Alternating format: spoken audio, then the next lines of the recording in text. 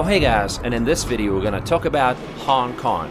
If you've been following the world news, you know that Hong Kong's been all over the news for the last 6 months. So let's take a look at it. Hong Kong is located on China's southern coast, about 60 kilometers east of Macau, and neighboring the Chinese city of Shenzhen to the north.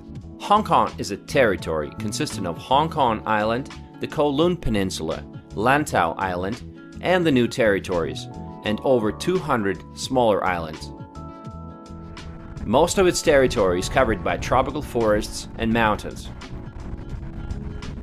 What is the history of Hong Kong? Originally, it was a sparsely populated area of farming and fishing villages. Then, in 1842, Hong Kong became a colony of the British Empire after Qing China ceded Hong Kong Island at the end of the First Opium War. The colony expanded to the Kowloon Peninsula in 1860 after the Second Opium War, and was further extended when Britain obtained a 99-year lease of the New Territories in 1898. By the end of the 19th century, Hong Kong was becoming one of the largest ports in Asia and was one of the most successful colonies of the British Empire. The population was growing rapidly. In 1945, it was only 600,000, but in the 1980s there were already 5 million people living there. People were fleeing from the Civil War in China, in which the communists were prevailing. Today Hong Kong has a population of 7.4 million and an area of 1,100 square kilometers, or 426 square miles, which makes it one of the most densely populated places in the world. What is the status of Hong Kong today? Hong Kong was transferred back to China in 1997 after 156 years of British rule as a special administrative region, and today Hong Kong maintains separate governing and economic systems from that of mainland China under the principle of one country, two systems.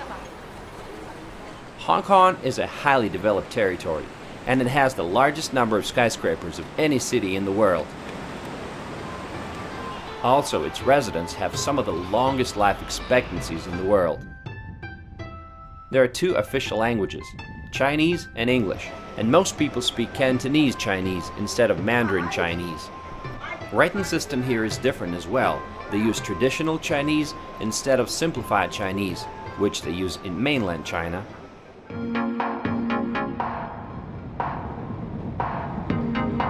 When it comes to economy, Hong Kong is the largest financial center in Asia and the third largest in the world after New York and London.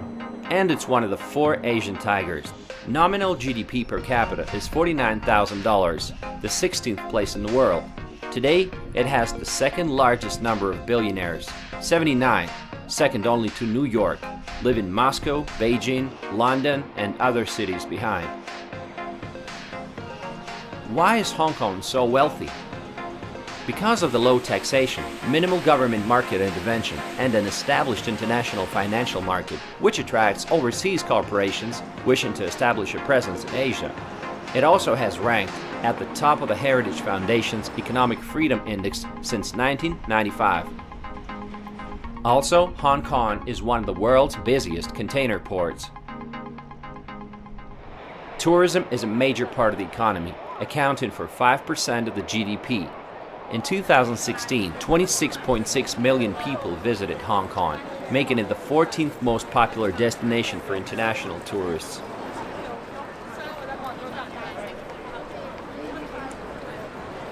On the downside, Hong Kong is among the most expensive cities in the world, along with Paris and Singapore.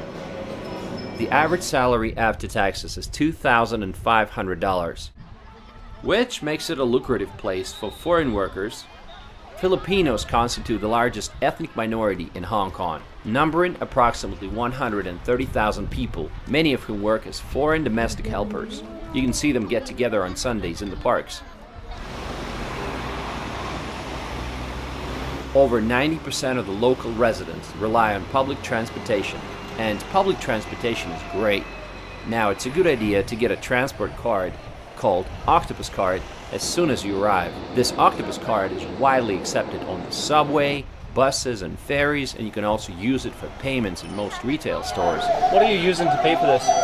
Octopus. Oh, octopus, okay. The MTR subway system is the quickest and most cost-effective way to get around. You can get to most tourist areas of the city by MTR, except for a few spots, which you can only get to by bus or taxi, such as Stanley Market or Aberdeen. Double-decker tram system was founded in 1904. After more than 100 years, the city now operates a fleet of 165 trams, the world's largest double-decker tram fleet, carrying an average of 200,000 passengers every day. There are also double-decker buses and more than 18,000 taxicabs. While New York is famous for its yellow taxis, Hong Kong taxis are red and white, and they use the same car model, Toyota Crown Comfort, that had been in production for 22 years, from 1995 to 2017. Now they're being replaced by newer models.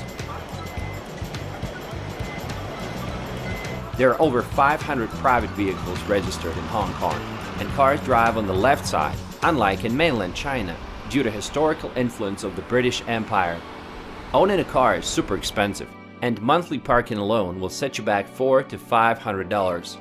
Gas is very expensive too, $2.2 per liter or $8 a gallon. A car in Hong Kong is only necessary if you live really far from the center, and you can't do without it.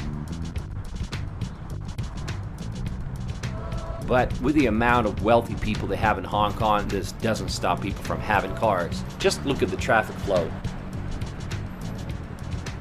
For a long period, Tesla was the electric car in Hong Kong.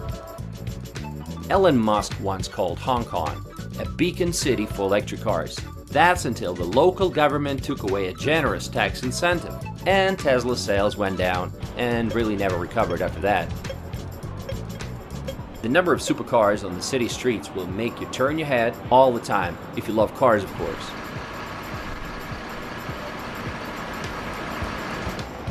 For an additional fee, you can have an extraordinary license plate, something like Beloved, I'm Okay, Original, and so on.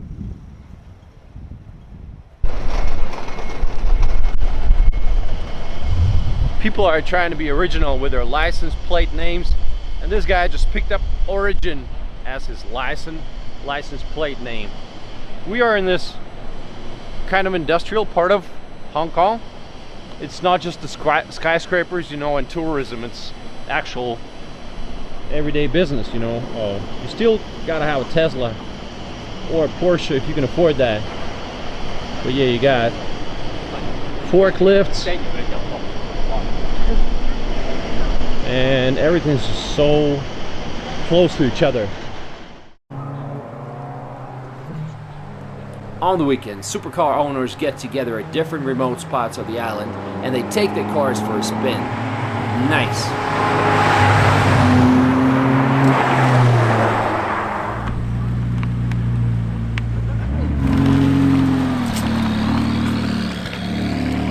Hello. Hey guys, What's your name? my name is Tin. Oh, I'm Michael. Hello. Are you guys locals of Hong Kong? Yeah. Yeah, we're local. What are some of the cool things about living in Hong Kong? Cool thing, I think, like you get the modern lifestyle on one hand, but you also get like countryside and awesome roads, awesome driving roads like this. I love going for morning drives, and especially in this place, you get to see all different cars here. What car are you driving? I'm driving that grey one, but I wish that was my car.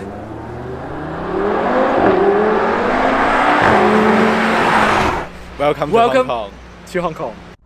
I've tried driving here and it's really hard. They drive on the left side of the road and roads are pretty narrow, and so it takes time to get used to this.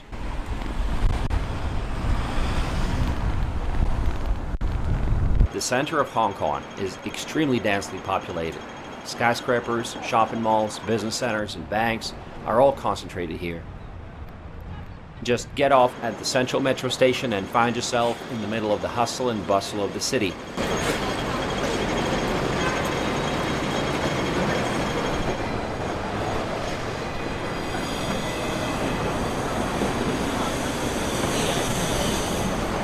There's this interesting district called Soho, and the name is derived from its location south of Hollywood Road, and it's a district that's filled with bars, restaurants, and shops, and that's not far from Central Metro Station as well. These steps will take you to the former Central Police Station, which is located at the eastern end of Hollywood Road, and it has been redeveloped into a cultural and shopping destination, generally called Tai Kung.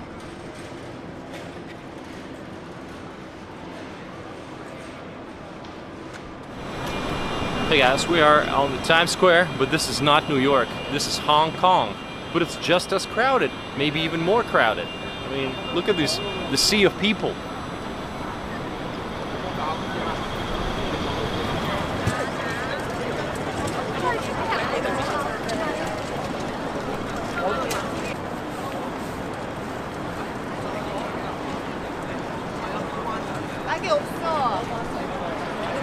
Did you know that Hong Kong has more skyscrapers than New York City? 317 versus 257.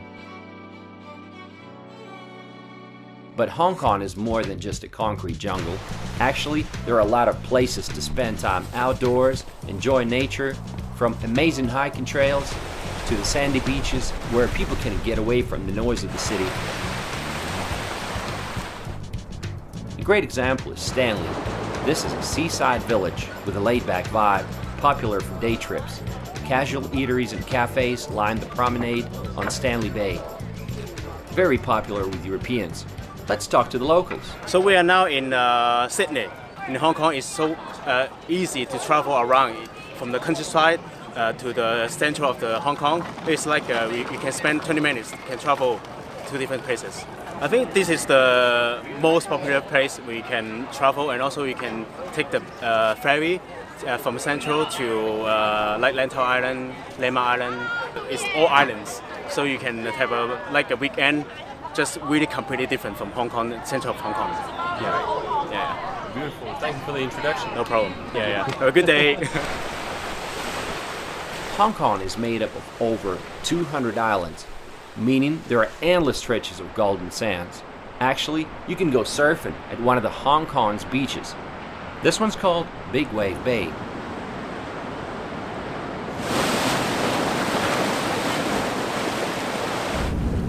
What are the sights of Hong Kong? What you might want to start with is taking a trip on the Star Ferry, which is more than 100 years old. These classic ferries still go from Kowloon to Hong Kong Island and back, running every few minutes. These ferries offer superb views of the skyline. You can actually pay for that fare using that same octopus card.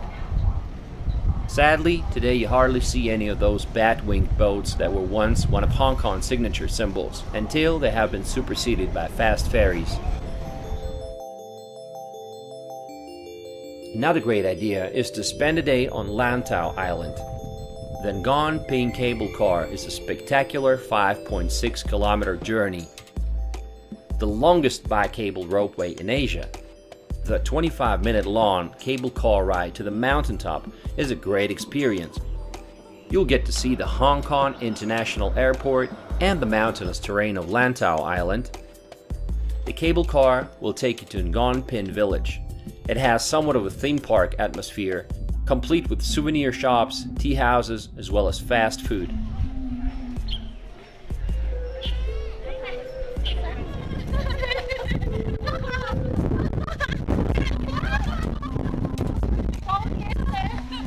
Most people want to take a picture with the big Buddha statue and visit Pauline Monastery.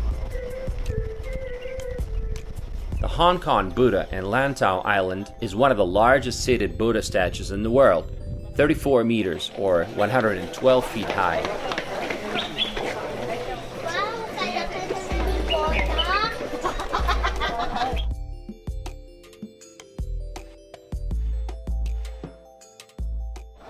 Now let's go back to Kowloon. There's lots to see and do here. You can visit street markets like Temple Street Night Market for after-dark shopping. You can visit the fish market. We can get all kinds of fishes for your aquarium. Red, yellow, tropical, any kind. Visit the sneaker street if you're looking for some shoes. And you can visit the flower market. a very good choice of flowers, and they even had Christmas trees for sale. Now that's pretty cool. Kowloon Walled City Park is quite a place. It used to be an ungoverned, densely populated settlement. From the 1950s to the 1970s, back then it was controlled by local triads, the Chinese mafia. Originally a Chinese military fort, the walled city became an enclave after the new territories were leased to the UK by China. Today it's called Kowloon Walled City Park, and it's been turned into a park, obviously. What a transition.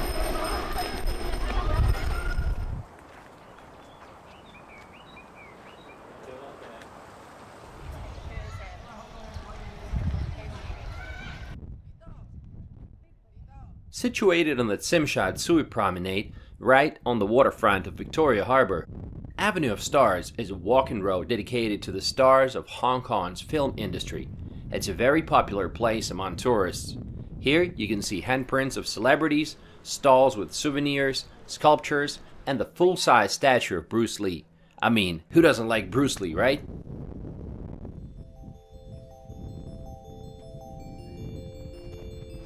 Musea K11 shopping mall is easily one of the most beautiful shopping malls I've ever been to. There's an amazing food court, and its interior and space design are some of the best in the world. There's a Bohemian garden on the 7th floor. Nathan Road was the first road built in Kowloon, and today it's the main street of the peninsula. It's always crowded, and there are many shops and restaurants to choose from. Every evening on Tsim Sha Tsui Promenade, they have a Symphony of Lights light show. It is held every night at 8 p.m. and it's completely free. Now back to Hong Kong Island. A great idea is actually to just take a trip on a tram. Hong Kong's iconic double-decker trams are just like London's famous double-decker buses, winding through the heart of Central and Causeway Bay districts. These trams pass through the city's busiest streets and take in some of its key sights. Take a seat on the top deck and watch the busy streets below.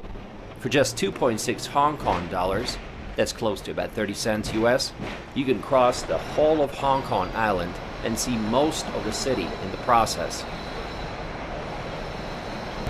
It's our local food. If you have here to eat it, okay? Okay. Okay, nice to meet you. Thank you. Nice to meet you. Bye bye. Bye. And that's how you make friends on a tram. Bye-bye. Hong Kong is not just cars and buildings, there are many parks here. So even though Hong Kong is so densely populated, it still has a lot of parks. Because we need them. Well, I'm glad you have them. We actually have them. Victoria Park, named after Queen Victoria, is one of the biggest ones.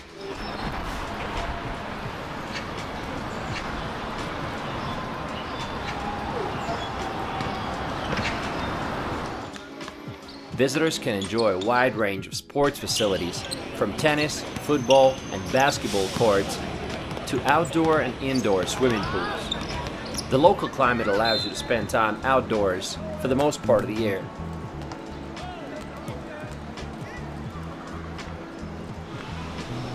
Another great park is the Hong Kong Park, surrounded by looming skyscrapers.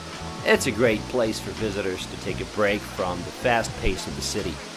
The highlight of this park is the Edward Youde Aviary, which is a 3,000 square meter aviary built over a natural valley at the southern corner of the park.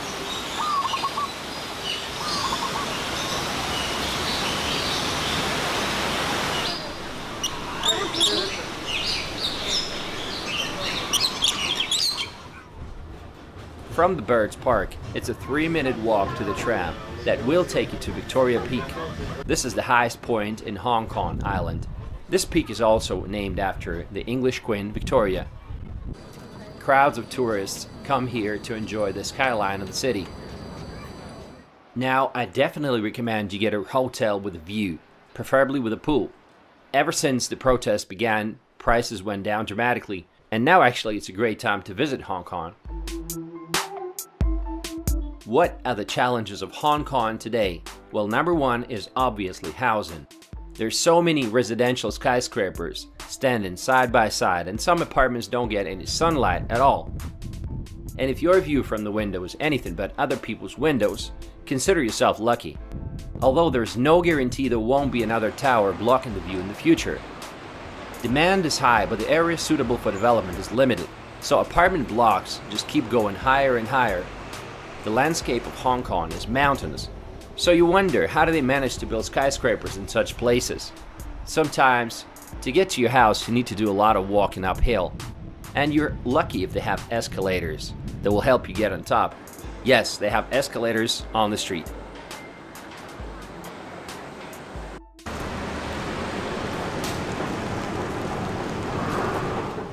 And if you want to shop for some real estate, you're looking at 30K per square meter in the center.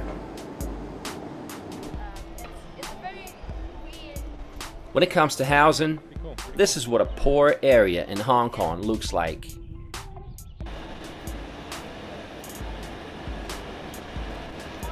This is me walking out of some shady building.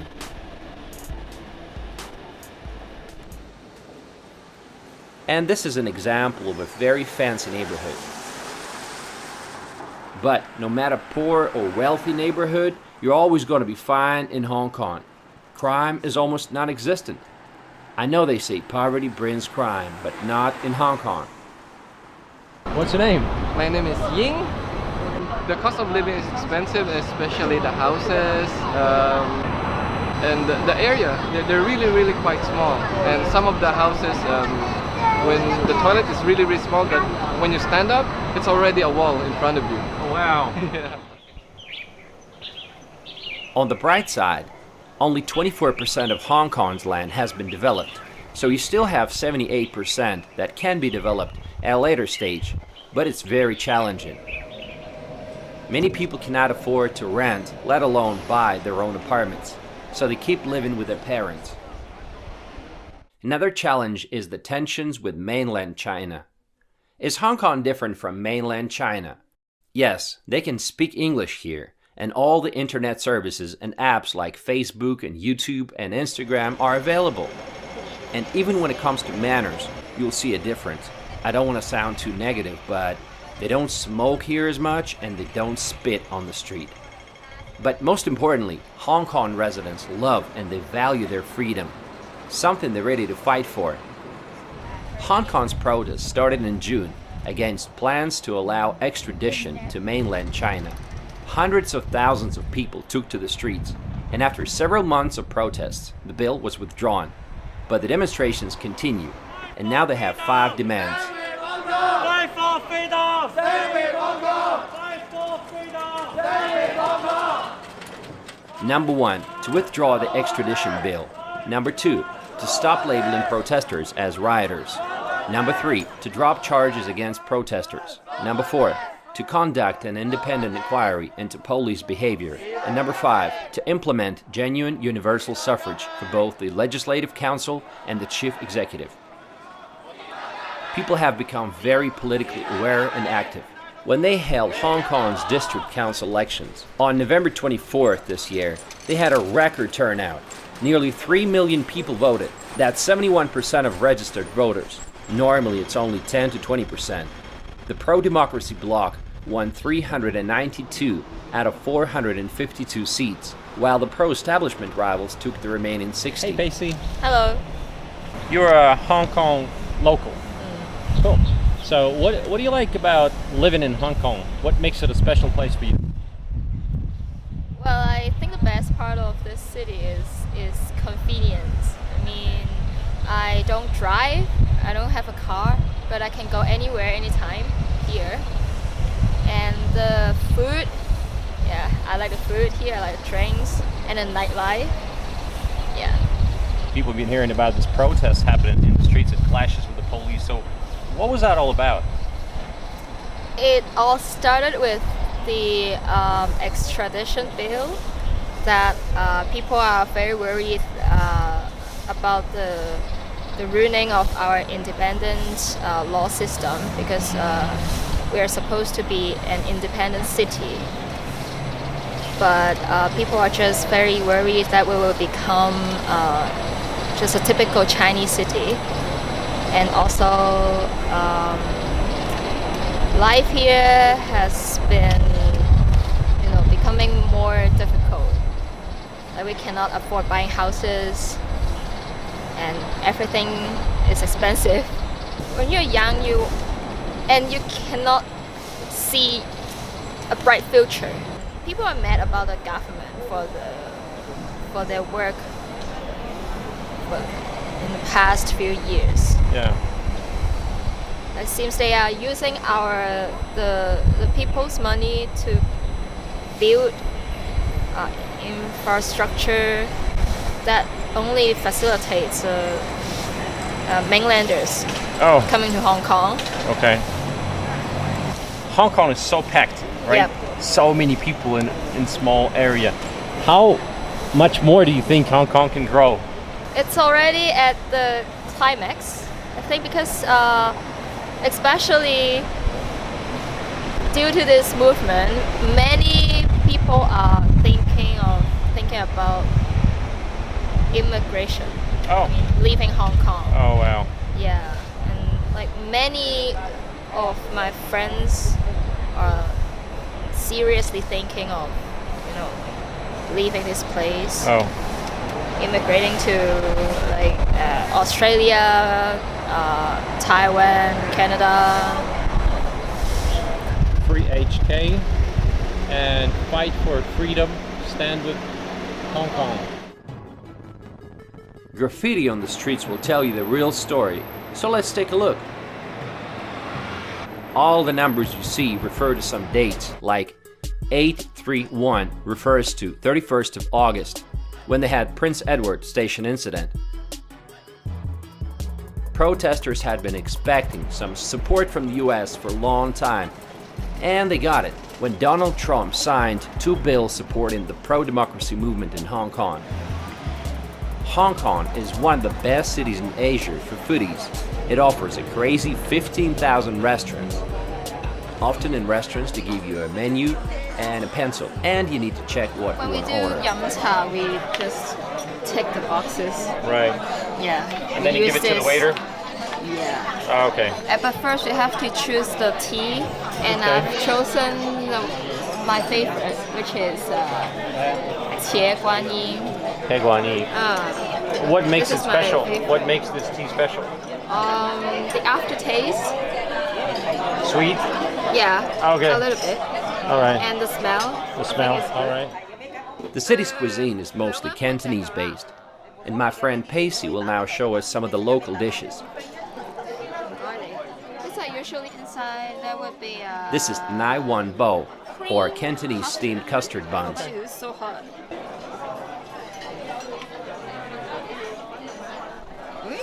Rice noodle rolls stuffed with pork, beef, shrimp, or green onions, served with soy sauce. Bit like this, and then when you pick something, like this. Oh, chicken feet. Chicken feet is a traditional snack. Dim sum, or steamed dumplings with various fillings. Chicken hot pot. It starts with a dose of marinated chicken stew cooked on a tabletop stove. After all the tasty bits of meat are devoured, water is added to the pot for the next round, and then regular hot potting with the usual ingredients like sliced beef and veggies begins.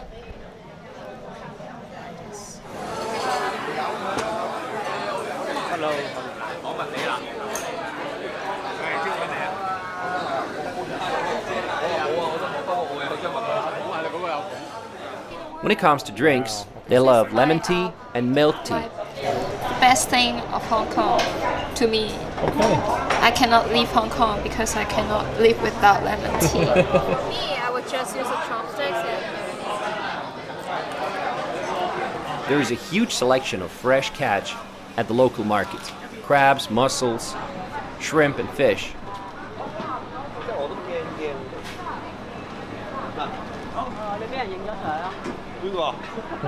Nice catch. Do you love dessert? Well, then you can try the local favorites. Tasty. Egg tarts and egg waffles. Egg. Now let's sum it up. Hong Kong has come a long way from being a Chinese fishing village, and it has been at the top of economic freedom ranking for a number of years. Today it is not clear whether Hong Kong will be able to retain its independence in the long run, but I certainly would like to think so. What do you guys think about Hong Kong and the protests, and which side are you on? Hey, thanks for watching this video, guys. If you like it, share it. There'll be more videos coming soon.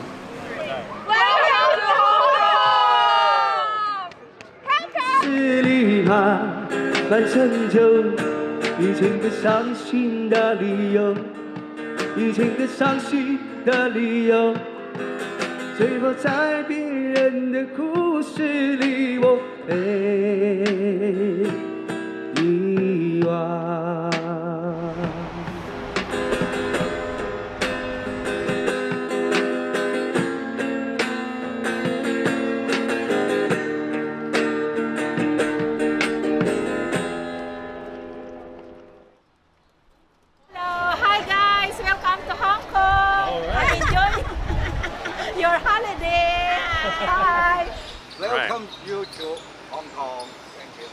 Enjoy your holiday. Okay. Have a good time. Good deal.